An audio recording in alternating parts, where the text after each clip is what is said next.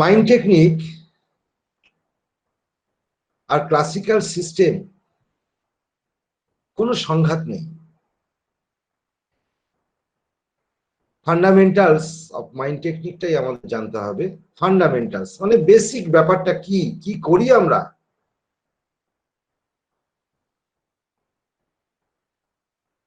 আমরা BHMS a classical system পড়ে এসেছি, আমরা সেই মতনই আমরা প্রেসক্রিপশন করেছি। পাশ করার পরে 10 বছর 12 বছর আমরা ক্লাসিক্যাল সিস্টেম করেছি। আমি এই কথাগুলোর মাধ্যমে আমি বেসিকটা বোঝানোর চেষ্টা করছি উদাহরণ সমেত। দেখুন, আমরা জানতাম যে মাইন্ড সিমটম অর্গাননে 210 থেকে অ্যাপারিজম গুলোতে পুরো মেন্টাল সিমটমের উপরে জোর দিয়েছে, সেটা তো অর্গাননে আমরা পড়ে এসেছি। কিন্তু কখনো আমরা মেন্টাল সিমটমকে সেইভাবে নিতে পারতাম না। যেমন আমাদের গুরুরা যে বলে গেছেন, mental symptom should not be asked, only to perceive. Mental সিমটমকে বুঝতে হয়, মেন্টাল সিমটম কে জিজ্ঞাসা করে জানা যায় না। এটা আমাদের মহারথীরা এগুলো বলে গেছেন। কিন্তু আমরা যখন প্র্যাকটিস করতাম ক্লাসিক্যাল সিস্টেম, আমরা কি সেটা ফলো করতাম? করতাম না। সিস্টেম খারাপ না, সিস্টেম নিয়ে কোনো কিছু বক্তব্য নেই আমার। আমরা কি করতাম? আমরা ভুল করতাম।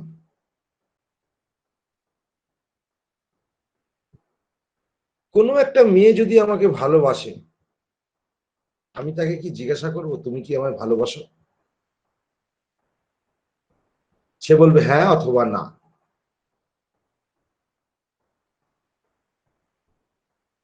আমরা কি বলছি? আমাদের মহাগুরু ডক্টর এম এল সেখান কি বলছেন? তুমি বুঝে নাও যে সে তোমাকে ভালোবাসে কিনা। তুমি ফিল করো যে তোমাকে সে ভালোবাসে কিনা। You should have to feel whether the girl is you love or not. এই ফিলিংসটা কিভাবে করতে হয় সেটাই আমাদের মহাগুরু বলে গেলেন।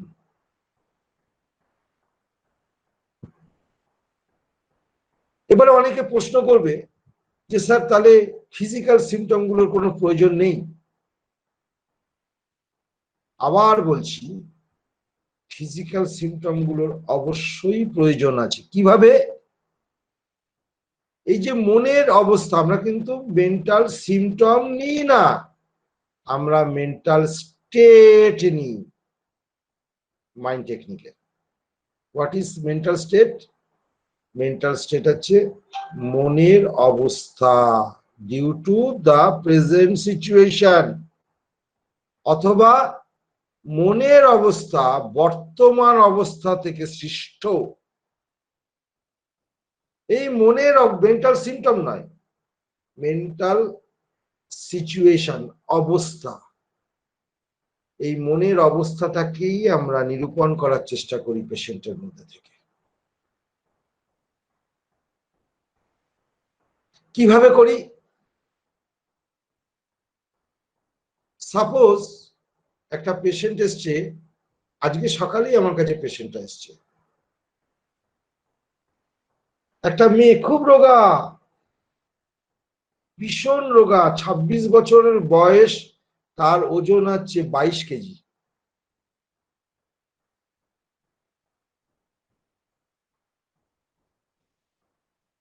তার এখানে চেস্ট পেন হচ্ছে লেফট সাইডে, left sterno side of the sternum, ribs আর স্টার্নাম যে কস্টোকন্ডাল জাংশন গুলো আছে সেখানে পেন হচ্ছে কনস্ট্যান্ট। কার্ডিয়াক রিজিয়নে নয়।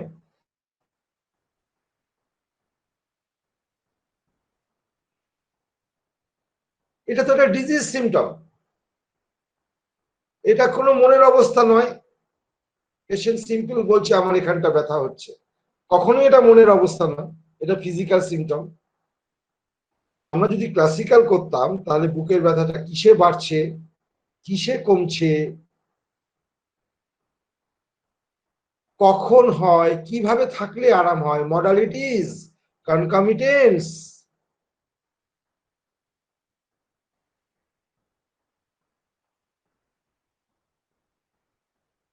সেইগুলোকে আমরা নিতাম। আমরা কি বলছি, মহাগুরু কি বলছেন, না এগুলো নিতে হবে না।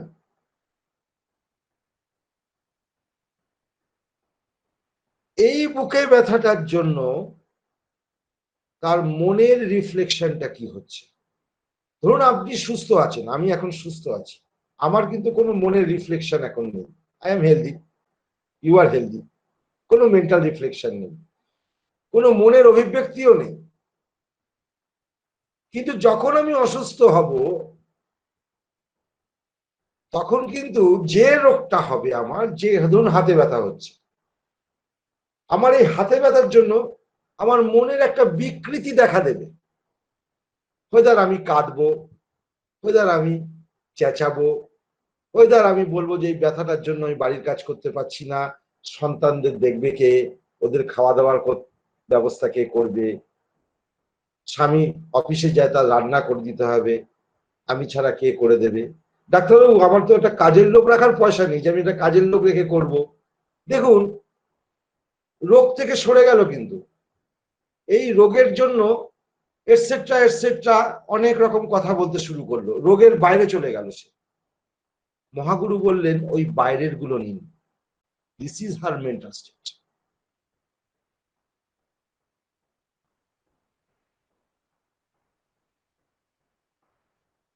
আমার ভীষণ কোমরে ব্যথা হচ্ছে, পরশুদিন আমার খুব কোমরে ব্যথা হচ্ছে, হঠাৎ সকালে ঘুম থেকে উঠেই আমি ভাবলাম আজকে এতগুলো কোমরে ব্যথা, চিত হয়ে শুলে ভালো লাগে, হাঁটাচলা করতে পারছি না, ফার্স্ট মোশনে অ্যাগ্রাভেশন, ফলো আপ ফলোড মোশনে রিলিফ হচ্ছে, চাপ দিয়ে শুলে আরাম পাচ্ছি, গরম সেক দিলে আরাম পাচ্ছি। This are the classical symptom of the disease. নেবেন যদি আপনি ক্লাসিক্যাল ফলো করেন, বাট মহাগুরু বলছেন আমরা এগুলো নেব না। আমরা কোনটা নেব, এই যে কোমরে ব্যথা হচ্ছে, লাম্বাগো হচ্ছে, এই লাম্বাগোর জন্য তার মেন্টাল রিফ্লেকশন কি হচ্ছে। The mental reflection which are caused by the present physical symptom. তাহলে ফিজিক্যাল সিমটম নিলাম না তো আমরা, ডাইরেক্ট নিলাম না, বাদও দিলাম না, তার জন্য যে রিফ্লেকশনটা হচ্ছে মনের সেইটা নিচ্ছি। তাহলে বাদ গেল কোথায়, ফিজিক্যাল সিমটম। যদি আমার কোমরে ব্যথা না থাকতো তাহলে তো আমার এই মেন্টাল রিফ্লেকশন গুলো থাকতো না। কি কি মেন্টাল রিফ্লেকশন আমি বলছি। আমি ভাবছি যে সকালবেলায় কোমরে ব্যথা হচ্ছে, আজকে অনেকগুলো নতুন পেশেন্ট আমাকে, তাহলে এত দূর থেকে গাড়ি ঘোড়া বন্ধ, আমাদের এখানে ট্রেন বন্ধ, ট্রেন বন্ধ, এত দূর থেকে গাড়ি ভাড়া করে আসবে, কি কষ্ট তাদের, এক একজনের এক এক রকম কষ্ট, আমার খুব খারাপ লাগছে যদি যেতে না পারি। দেখুন আমার হয়েছে কোমরে ব্যথা, তার মডালিটিস এন্ড কনকমিটেন্ট আমি বলে দিলাম। সেই ব্যথাগুলোর জন্যই আমার এখন মনের অবস্থা এই যে আমি চেম্বারে যেতে পারবো না, যদি না যায়, যাই তাহলে এতগুলো মানুষ আমার নাম লিখে রেখেছে। পরশুদিন আমার চেম্বারে 40 জন নাম লিখে রেখেছে, 12 জন নতুন পেশেন্ট। এই নতুন পেশেন্ট গুলো এত দূর থেকে আসবে গাড়ি ভাড়া করে, ট্রেন চলছে না, তাদের কি অবস্থা হবে আমি যদি যেতে না পারি। তাহলে আমি আমার কাজ সম্পর্কে কতটা ডিউটিফুল, কতটা রেসপন্সিবিলিটি আমি শো করছি যে আমার যাওয়া উচিত। আমি যদি না যাই তাদের ক্ষতি হবে, I show I showed my responsibility to the patient.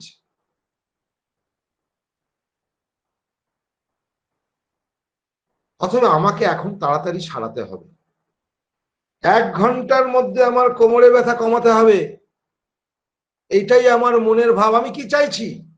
এই কোমরে ব্যথা নিয়ে আমি হাঁটতে পারছি না, আমি গাড়ি ড্রাইভ করে যাই, আমি গ্যারেজ থেকে গাড়ি বার করবো কি করে? আমি তো হাঁটতে পারছি না। অতএব আমার এই কোমরে ব্যথাটা নিশ্চয়ই তাড়াতাড়ি সারা উচিত। দিস ইজ দ্য ফিলিংস, এটাই আমার অনুভূতি। আমি কিন্তু ডাইরেক্ট রুগীকে মানে ডাক্তারকে, আমার ডাক্তার মানে আমার বউ, আমার ওয়াইফ মঞ্জিরা, আমি মঞ্জিরাকে কিন্তু ডাইরেক্ট বললাম না যে আমাকে তাড়াতাড়ি সারিয়ে দাও, আমাকে 1 ঘন্টার মধ্যে কমিয়ে দাও, যে আমাকে চেম্বারে যেতে হবে রেসপন্সিবিলিটিটাকে পালন করার জন্য। আমি বোঝাতে চাইলাম, মাইন্ড দ্যাট পয়েন্ট, আমি বোঝাতে চাইলাম, আমি আমার ফিলিংসটাকে বললাম, প্রকাশ করলাম যে আমার এখন তাড়াতাড়ি সারা উচিত, না হলে আমি আমার রেসপন্সিবিলিটি পালন করতে পারবো না।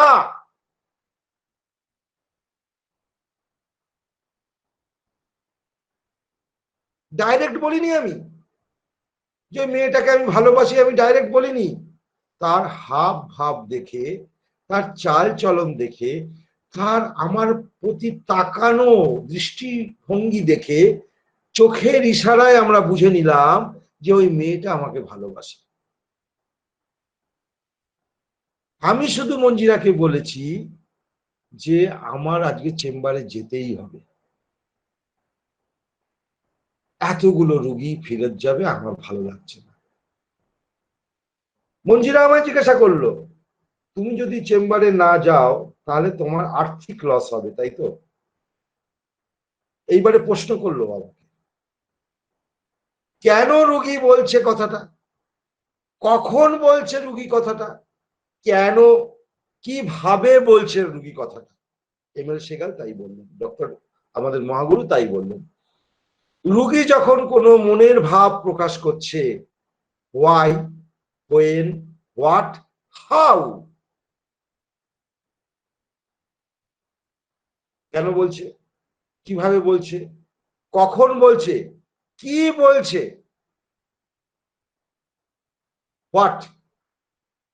আমি বলতে চাইছি যে আমার এখন 1 ঘন্টার মধ্যে কমা উচিত, মুখে বলিনি, ফিলিংস। কখন বলছি? যখন আমি অসুস্থ। কিভাবে বলছি? ইমপেশেন্ট হয়ে বলছি, অধৈর্য হয়ে গেছি, তাড়াতাড়ি সারানোর জন্য চাইছি আমি। কেন বলছি? রেসপন্সিবিলিটি পালন করার জন্য। Why, when, what, how. Manjira আমাকে আর্সেনিক 3টে ডোজ দিল। 3টে ডোজ খাওয়ার পরে দেখুন কেন দিল, আমি আমার অনুভূতির মাধ্যমে তাকে বোঝাতে চাইছি যে আমার খুব তাড়াতাড়ি সারাতে হবে, carry desire to be fast.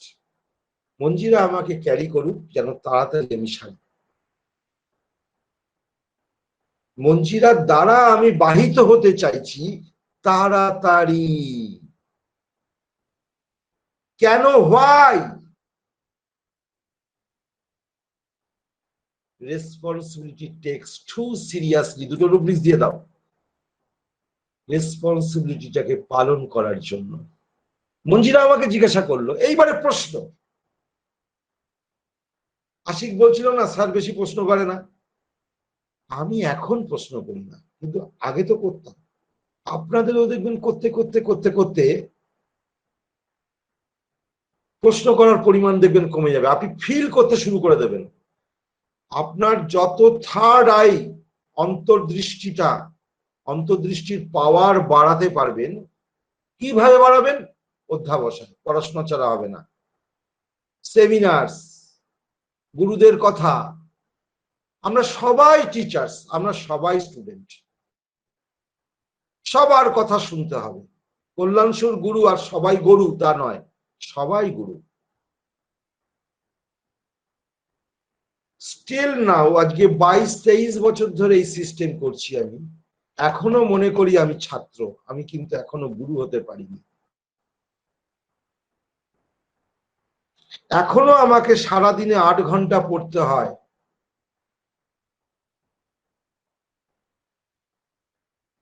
দুলাল যা বললো আমি সব শিখলাম, আমি সবই জানি, আবার রিক্যাপ করলাম, আরো কি বলবো অনুশীলন হলো আমার। আশিক যা বললো আমি সবই জানি, কিন্তু আবার শুনলাম, মন দিয়ে বসে শুনছি। আমি ভাবছি যে আমি যা শিখে এসেছি তাই ভুল করছি না তো, না আশিক ঠিকই বলছে, তাহলে মিলিয়ে নিলাম নিজেদের মধ্যে।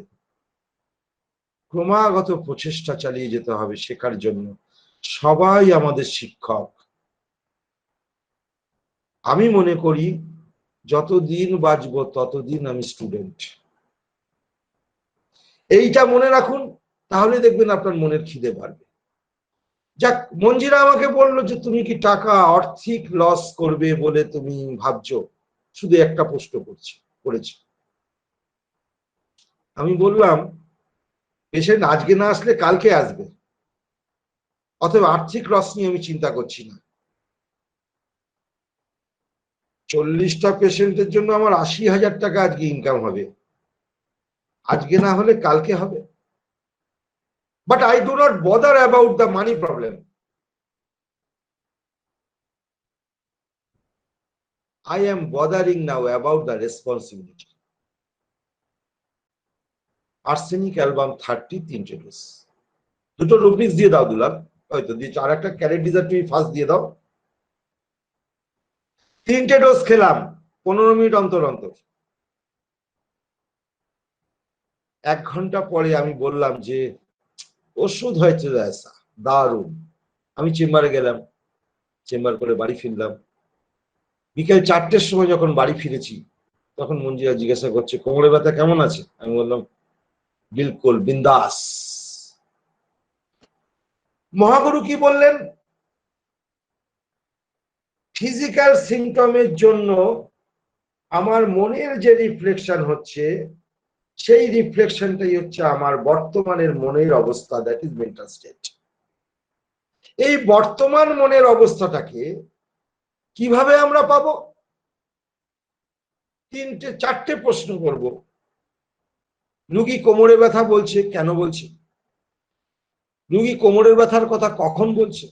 রুগী কোমরের ব্যথাটা কি কেঁদে বলছে, দুঃখ করে বলছে, ইরিটেবল টোনে বলছে, ইমপেশেন্ট হয়ে বলছে? রুগী হাউ পাঠ হয়ে গেল। আর হোয়াট, কি বলছে? এই কি বলছে, হোয়াট, আমি কি বোঝাতে চাইছি, হোয়াট ইজ মাই ফিলিংস, আমার অনুভূতিটা কি, আমার রোগের জন্য আমার বর্তমান অনুভূতিটা কি, হোয়াট।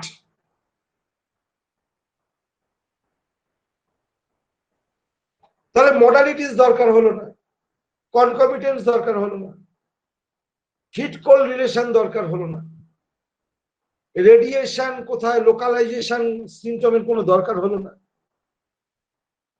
বাট দরকার হলো মনের অবস্থা।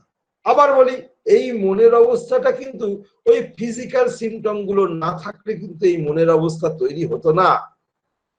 অতএব ফিজিক্যাল সিমটমকে আমরা বাদ দিচ্ছি কোথায়?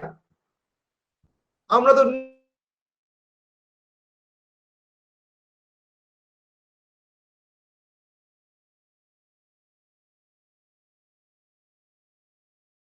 রিফ্লেকশনটা নিচ্ছি, ওইটাকে ডাইরেক্ট নিচ্ছি না।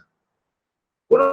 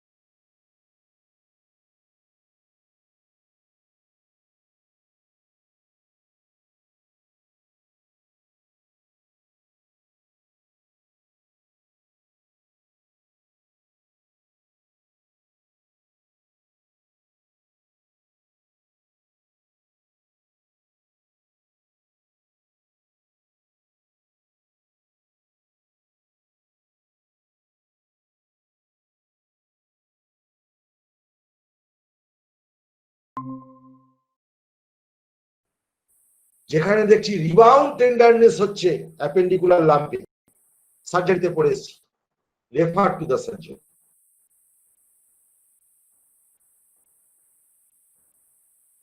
চাপলে ব্যথা, চেপে ছাড়লে ব্যথা, that is the rebound tenderness. সার্জনের কাছে রেফার করো ইমিডিয়েট। অ্যাপেন্ডিকুলার লাম্প হয়েছে, যে কোনো সময় বাস্ট করে যেতে পারে, ভিতরে ভিতরে বাস্ট করলে জেনারেলাইজড পেরিটোনাইটিস হয়ে যেতে পারে। জেনারেলাইজড পেরিটোনাইটিস হলে লাইফ ইন ডেঞ্জার হয়ে যাবে।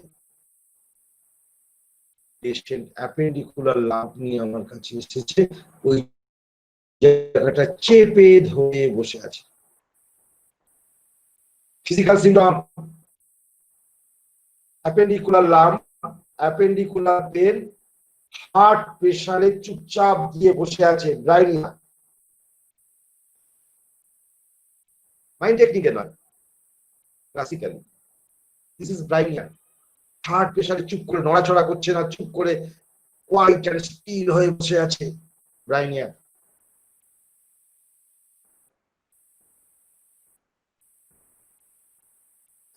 আমি ব্রাইনিয়া দিলাম না। যদি আমি ক্লাসিক্যাল সিস্টেম করতাম, ফার্স্ট আমার মাথায় কি আসতো? আইরিস টেনাক্স। দেবেন না কেন? দিন না, দিতে কে আপত্তি করেছে? কোনো আপত্তি নেই।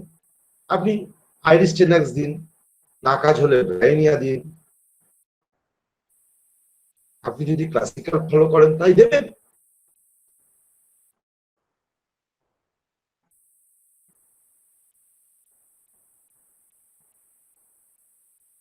আমরা কিন্তু ব্রাইনিয়াও দিলাম না, আমরা কিন্তু আইরিস টেনাক্সও দিলাম না।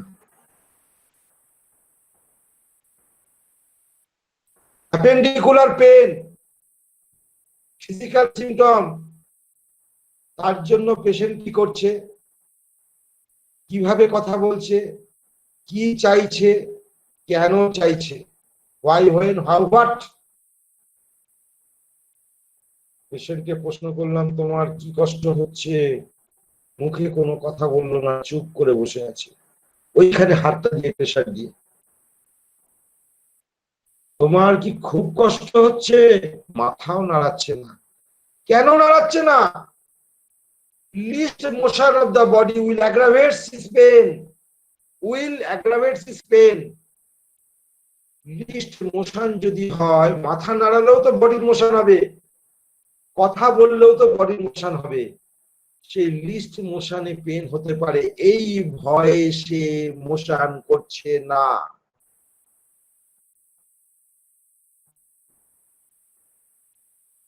চোখ বন্ধ করে হাত দিয়ে চেপে চুপ করে বসে আছে। কবে থেকে ব্যথা আমি যখন জিজ্ঞাসা করলাম, তখন আমার সামনে হাত নাড়িয়ে বলল, মানে আর প্রশ্ন করেন না, আমি পারছি না বলতে। মহাগুরু কি বললেন? এই সময় তার মনের অবস্থাটা দেখো। এই রোগী তো এরকমও করতে পারতো, ব্যথার জন্য মাগো কি ব্যথা, ও আরে বাবা পাচ্ছি না, এও বলতে পারতো, বেলেডোনায় চলে যেত মাইন্ড টেকনিকে। এখানে পেশেন্ট কিছুই বলছে না, চুপচাপ বসে আছে। what the patient does, why he does, when he does, how he does. This is a case of Gelsemium. আমাদের আলোচ্য বিষয় জেলসিমিয়াম, এখন ওইসব নিয়ে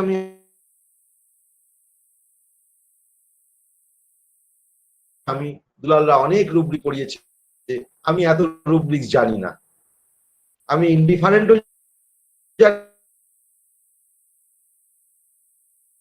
আমি জানিয়েছে মনের অবস্থাটা।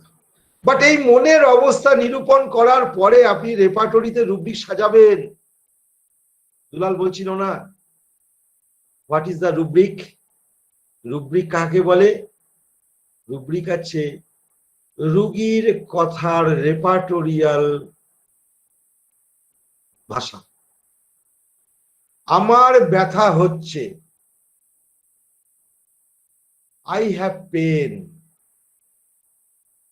রেপার্টরি কি বলবে? পেশেন্ট ডিলুশন ইনজিওর্ড বিইং বা complaining pain of, sorry complaining pain of. রেপার্টরিতে রুব্রিক্সটা হলো কমপ্লেনিং পেন অফ। আর রুগী কি বলেছে? আমার ব্যথা হচ্ছে। ওটা রুগীর কথা, এটা ভার্সন অফ দ্য পেশেন্ট। এই ভার্সন অফ দ্য পেশেন্টকে রেপার্টোরিয়াল ল্যাঙ্গুয়েজে ট্রান্সফার করা হলো। করলে কি রুব্রিক আসলো? রুব্রিক মানে রেপার্টরিতে যেগুলো লেখা থাকে সেগুলোই rubric. Complaining pen.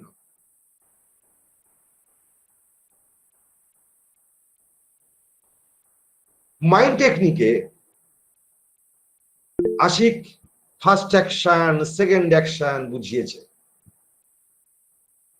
First action কি হয়, সেকেন্ড অ্যাকশন কি হয়, আমরা যেটা চিরাচরিত জেনে এসেছি।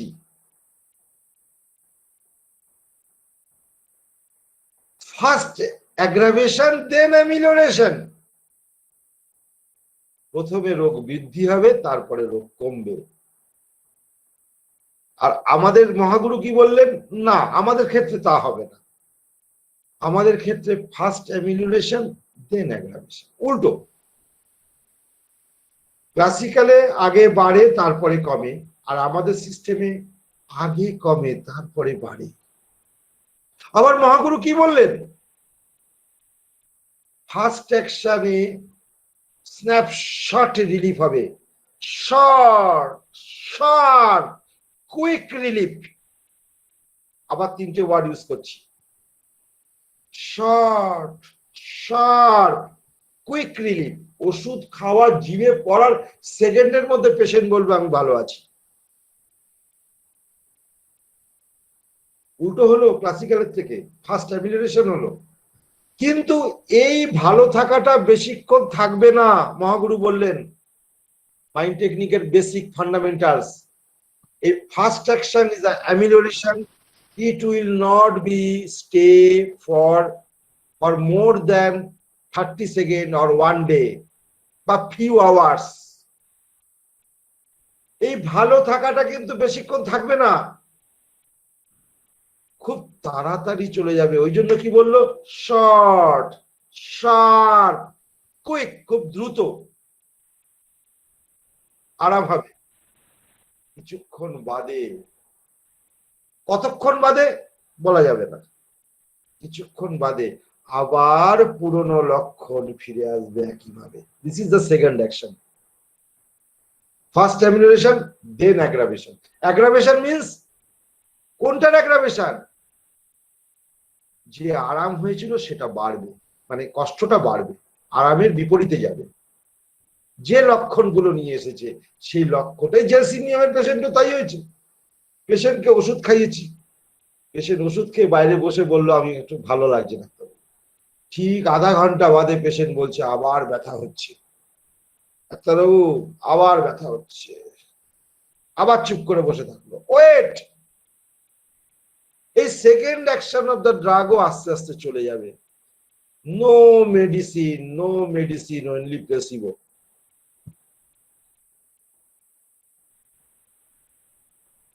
মাইন্ড টেকনিক করতে গেলে আপনি পারবেন না, আপনার হাতে আসবে না দুটো ওষুধ, আপনার মাথায় আসবে না পেটেন্ট, আপনার মাথায় আসবে না পাচন, ব্রাইনিয়া রাস্টক্স নাক্সভূমিকা সব মিলিয়ে দেওয়া, সেটা মাথায় আসবে না, আসবেই না, আপনি পারবেন না করতে। আমাদের এখন করতে গেলে, ওগুলো করতে গেলে দেখলে পরে ঘৃণা লাগে।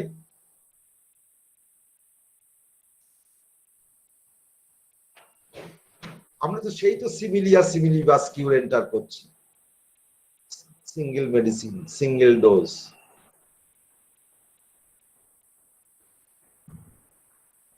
এই হচ্ছে মাইন্ড টেকনিকের ফান্ডামেন্টালস। আরো ফান্ডামেন্টালস আছে, একদিনে সব হবে না, একদিনে আপনি কিছুতেই পারবেন না। শুনতে থাকুন শুনতে থাকুন, লেগে থাকুন লেগে থাকুন। আবার একটা কথা বলছি, লেখাপড়ার কোনো বয়স নেই, লেখাপড়ায় কোনো অনীহা থাকবে না। লেখাপড়া শেখার জন্য সবার কাছে যেতে হবে। Everybody is my teacher, I am a student of everybody. এই নীতিটাকে মনে রাখুন। আমি সব জানি না, আমিও অনেক কেস ফেল করছি, আমাদের গুরুরাও দেখেছি অনেক কেস ফেল করেছে। So what?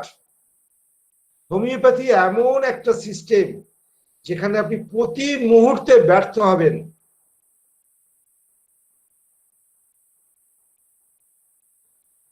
রোগী যখন কথা বলবে আপনাদের সামনে, আপনি ভালো শ্রোতা হতে হবে। আপনাকে be a good listener first. আমার চেম্বারে আমাদের স্টুডেন্টরা যারা থাকে, দেখেছে তারা, আমি একটা কথাই জিজ্ঞাসা করি না, চুপচাপ শুনি। অনেক পেশেন্ট আবার কমপ্লেন করে, কই ডাক্তারবাবু তো কোনো প্রশ্ন করলেন না। আমি কেন প্রশ্ন করব? আমি কেন তাকে বাধা দেব যেখানে সে ভলেন্টারিলি স্পন্টেনিয়াসলি কথা বলে যাচ্ছে?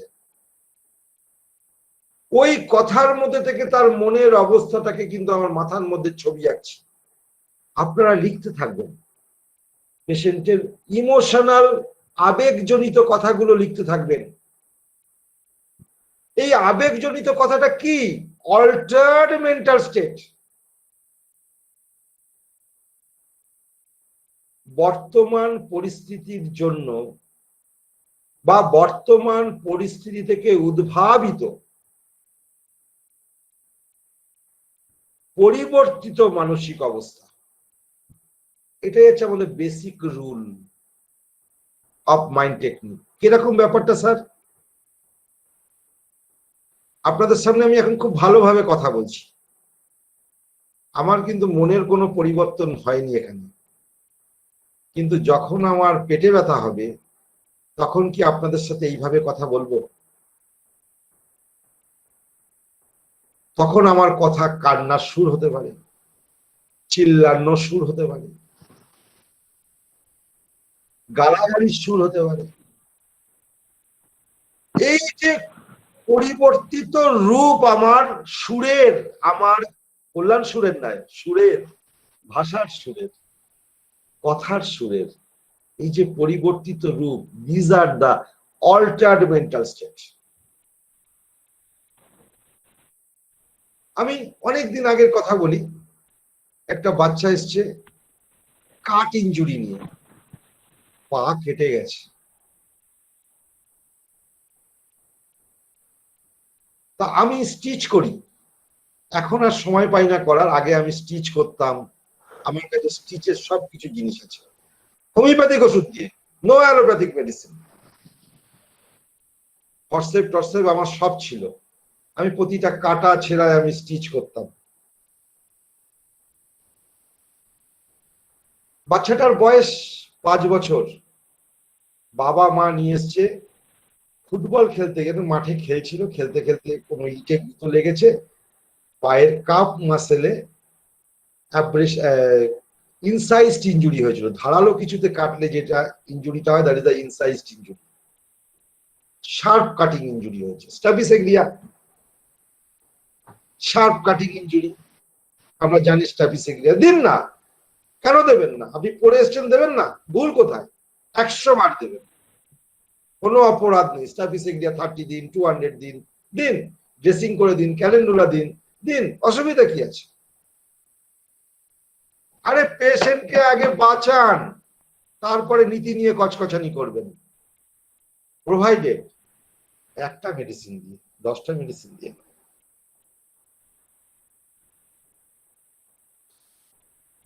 পেশেন্টের কাট ইঞ্জুরি হয়েছে, আমি ড্রেসিং এর সেটটা বাইরে নিয়ে এসছে, আমাকে বাচ্চাটা বলছে, এই শুয়োরের বাচ্চা তুই কি করবি রে, আমাকে বলছে। বাচ্চাটা আমাকে বলছে, 4 বছর না 5 বছরের বাচ্চা বলছে, এই শুয়োরের বাচ্চা তুই কি করবি রে। তার বাবা মা অস্থির হয়ে পড়ছে, এ মা, এ মা, ডাক্তারবাবুকে গালাগালি দিলি, হ্যাঁ গালাগালি দিচ্ছি, এইভাবে কথা বলে। আমি বললাম বলতে দাও, এটাই তার পরিবর্তিত মানসিক অবস্থা। বর্তমানের পরিবর্তিত মানসিক অবস্থা কেমন মিলা?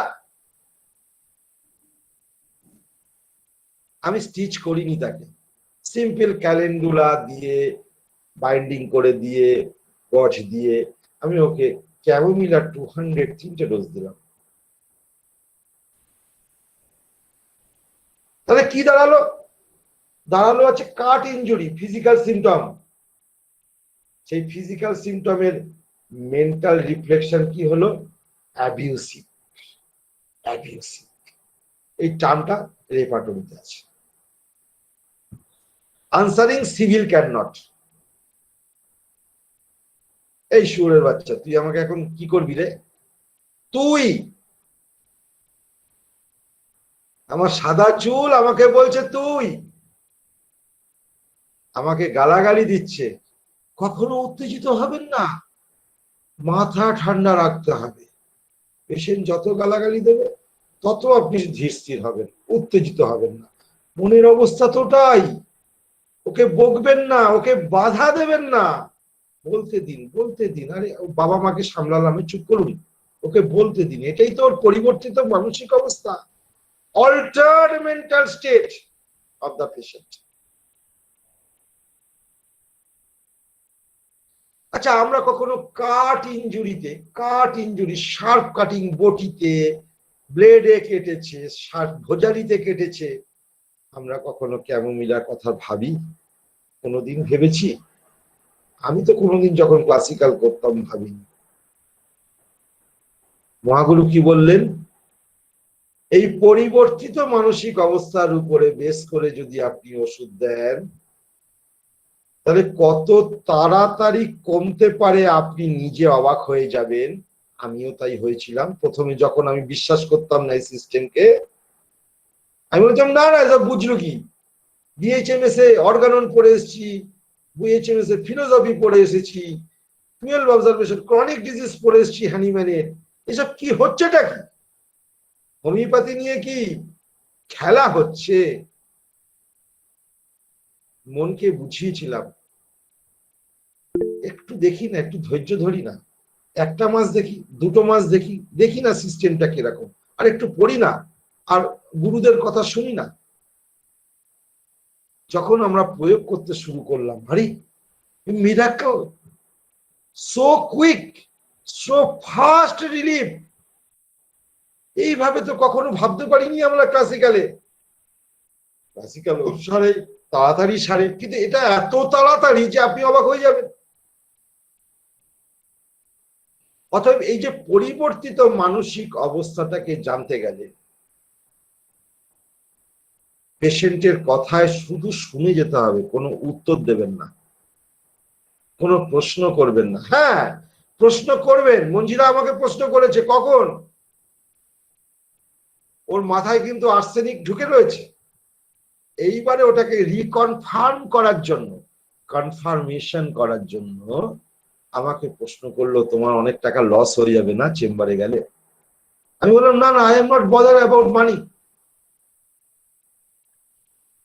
ও প্রশ্ন করেছে, আমিও হয়তো প্রশ্ন নাই করতে পারতাম, এটা আমার স্কিল, তার স্কিল অনুযায়ী তিনি প্রশ্ন করেছেন। So what? প্রশ্নটা কখন করতে হবে? যখন আপনি সমস্ত কিছু ছবি এঁকে ফেলেছেন, এবার আপনি ওই ওষুধের কনফার্মেশন করার জন্য একটা প্রশ্ন ছুড়ে দেন, ডাইরেক্ট নয়, ইনডাইরেক্টলি। ডাইরেক্ট প্রশ্ন করবেন না, আপনি কি এই ব্যথার জন্য চেম্বারে যেতে পারিবেন না বলে কি আপনি আর্থিক লসের কথা ভাবছেন, নাকি অন্য কিছু ভাবিতেছেন? না, এইভাবে প্রশ্ন নয়, ছুঁড়ে ছুঁড়ে প্রশ্ন, ছোট ছোট করে প্রশ্ন। টাকা লস হয়ে যাবে, তাই না? এই আমি বললাম না না, I am not bother about মানি।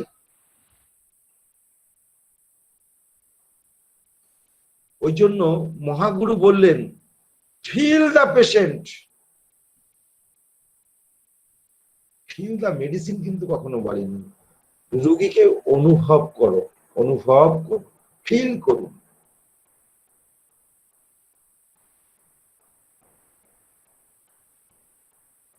আমরা 2-1 দিনের মধ্যে আমাদের স্কুলের যে টিচার্স আছে, আমাদের স্কুলে মোস্ট প্রবাবলি 26 জন না 27 জন টিচার আমরা নিয়োগ করেছি। এই টিচারদের নাম ঘোষণা করে দেবো আমাদের পেজে। আমাদের এখানে কেউ সেক্রেটারি, অর্গানাইজিং সেক্রেটারি, বিদেশ অমুক, বিদেশ সঞ্চার নিগম তার সম্পাদক, এসব কিছু নেই আমাদের। আমরা সবাই টিচার, আমরা সবাই স্টুডেন্ট, কোনো নামধারী কোনো ব্যাপার নেই। This is the school of homeopathic mind technique. সেখানে একজন ফাউন্ডার, একজন প্রেসিডেন্ট, তাছাড়া সবাই আমাদের টিচার। যারা পড়াচ্ছে, ডক্টর দুলাল চন্দ্র দাস আমাদের প্রেসিডেন্ট, ডক্টর শুভজিৎ রায় আমাদের প্রেসিডেন্ট, ডক্টর আশিক আলী আমাদের টিচার, এরা আমাদের টিচার, সবাই আমাদের টিচার। এরা আমাদের সবাইকে শেখাবে। ওকে, আজকে এই পর্যন্ত। আগামী সপ্তাহের বুধবারে আবার আমাদের বিগিনার্স ক্লাস আছে, আপনারা আমাদের সাথে যোগাযোগ রাখুন। আর আজকে যারা যোগাযোগ করতে পারেননি বা টেকনিক্যাল প্রবলেমের জন্য, আমাদের তো 100 জনের কোটা পূর্ণ হয়ে গেছিল, 100টা নাম আমরা এন্ট্রি করে নিয়েছিলাম, যা টেকনিক্যাল ফল্টে তারা ঢুকতে পারিনি। একদম 100টা তো 100 জনই আমাদের কাছে টেকনিক্যালি, মানে আমরা এন্ট্রি করে ফেলেছিলাম গুগল মিটে, তাদের মধ্যে অনেক জনা দেখছি আসতে পারিনি, তার মানে তাদের টেকনিক্যাল ফল্ট, তার সত্ত্বেও তারা ঢুকতে পারছে না। এরকম হবেই, এটা অনলাইনে ভার্চুয়াল ব্যাপারটা তো আমরা এখন সরগর হচ্ছি, একটু অসুবিধা হবে। আগামী সপ্তাহে আবার যারা এখন ঢুকতে পারিনি, আগামী মাসে আবার ঢুকতে পারবেন, এই নিয়ে অত অরিড হওয়ার দরকার নেই। একই জিনিস পড়াবো, একইভাবে পড়াবো। যারা আজকে শিখছে, পরের বার তাদের আর আসার দরকার নেই, তারা আবার গ্রেড ক্লাসে আসবেন। আর নতুনরা আবার আসলে নতুনদেরকে আবার শেখানো হবে। আর আমাদের 8 তারিখে রবিবার গ্রুপ ডিসকাশন আছে ফেলিওর কেসের উপরে। আমরা এই যে পড়ছি, আমরা পড়াশোনা করছি, আমরা কিন্তু আমাদের ফেলিওর কেসগুলো নিয়ে আলোচনা করব। দুলাল কোনো কেস ফেল করছে, সুব্রতদা কোনো কেস ফেল করছে, আমরা এখানে সবার মধ্যে তাকে বলতে দেবো আপনার কেসটা বলুন, সে কেসগুলো বলবে। আমরা বলবো যে না, আপনার মনে হচ্ছে এই জায়গাটা এই প্রশ্ন করা উচিত ছিল, এই জায়গায় এই রুব্রিক্স ধরা উচিত ছিল। এইভাবে আমরা গ্রুপ ডিসকাশনের ব্যবস্থা রেখেছি ফেলিওর কেসের উপরে। আর যেটা বলছি, আপনাদের যাদের ল্যাপটপ আছে তাদেরকে অনুরোধ করব যে সফটওয়্যার কিনে নেবেন, হোমিওপ্যাথিক সফটওয়্যার রেপার্টরির, যেটা আছে র্যাডার ওপাস আর জমিও। এই দুটোই হচ্ছে আমাদের ভারতবর্ষের বিখ্যাত সফটওয়্যার। র্যাডার ওপাসের দাম হচ্ছে 75,000 রুপি, আর জমিওর দাম হচ্ছে 58,000 রুপি। পারলে কিনে নেবেন, ইএমআই সিস্টেমেও কেনা যায়, কোনো চিন্তা নেই। বাংলাদেশে কত দাম আমি জানি না। এই সফটওয়্যার গুলো কিনে নিলে আপনাদের হান্টিং করতে, রুব্রিক্স হান্টিং করতে সুবিধা হবে। আর যদি আপনি ম্যানুয়ালি করতে পারেন করবেন, আপনার সিনথেসিস রেপার্টরি কিনবেন, কমপ্লিট রেপার্টরি কিনবেন, আপনি খুঁজে খুঁজে খুঁজে খুঁজে বার করে করে করবেন, সময় সাপেক্ষ। যদি আপনি পারেন তাই করবেন, সবার পক্ষে তো 75,000 টাকা ডাউন করা সম্ভব নয়, ম্যানুয়ালি করবেন। ওকে, আমি এই কথা বলে আমার বক্তব্য শেষ করলাম। নমস্কার।